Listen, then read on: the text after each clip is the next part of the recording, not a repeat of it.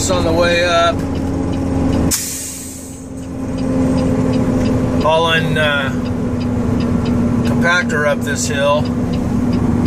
But I did want to show the view from up here at this job. And then maybe the entire road down. You can see that I've got the equipment trailer behind me.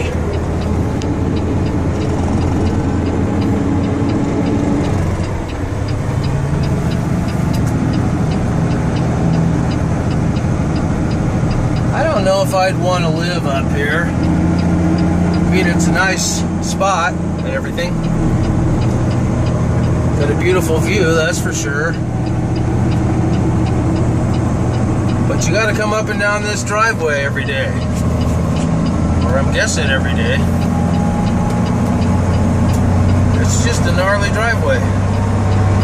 You're spending a lot of money on brakes. For sure.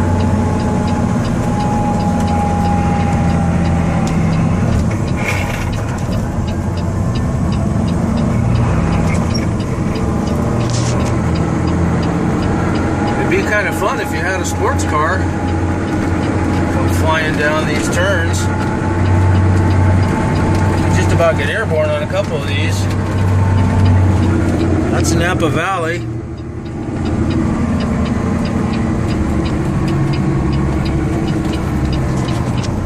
Get a slow back down just in case I meet somebody coming up this hill.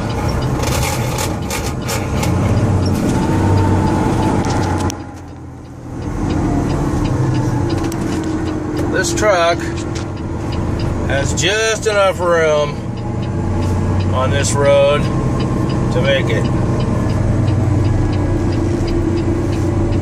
And there's a little extra, but in a couple of spots it gets pretty tight.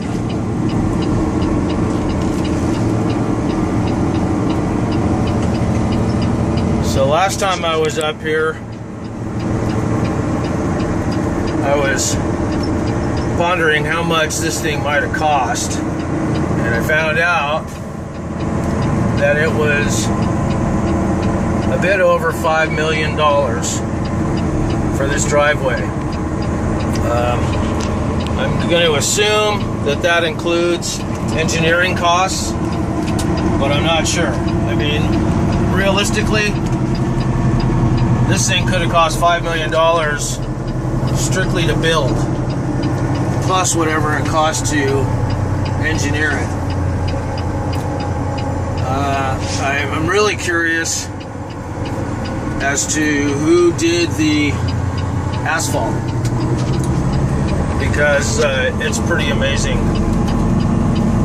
To do an asphalt job like this on a slope like this is a feat in itself.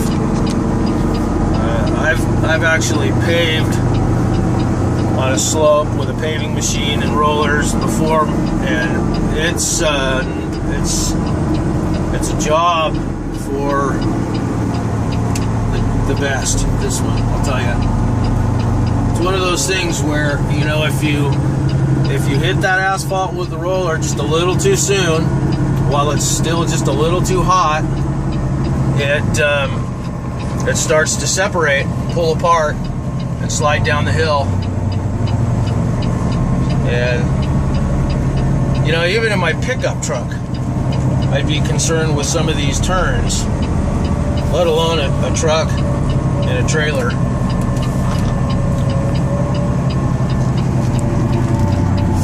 You see some of this stuff coming up as you're going. It's pretty serious stuff.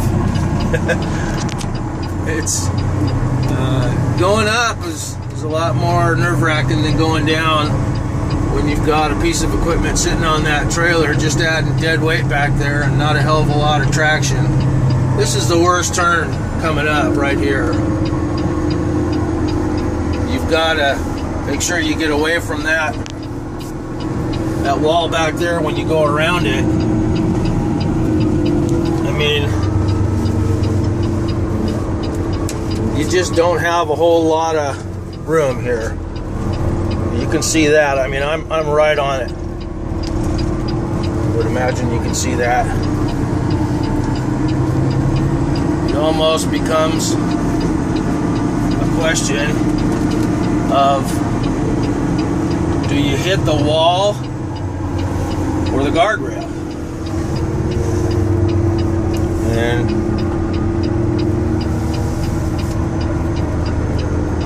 I'm not really sure which one I'd rather hit if I had to make the choice. But it's fortunate that that guy that I just passed was where I encountered him, because otherwise that could have been a problem, him getting around. But we were able to pretty seamlessly split the difference and take care of that. But realistically, if you've ever paved or know anything about paving, you can understand just what an accomplishment making this roadway was. That's where we're headed. That's where you start down there. It's, I don't know what the slope is. Somebody has said something about it. It is pretty severe. I mean,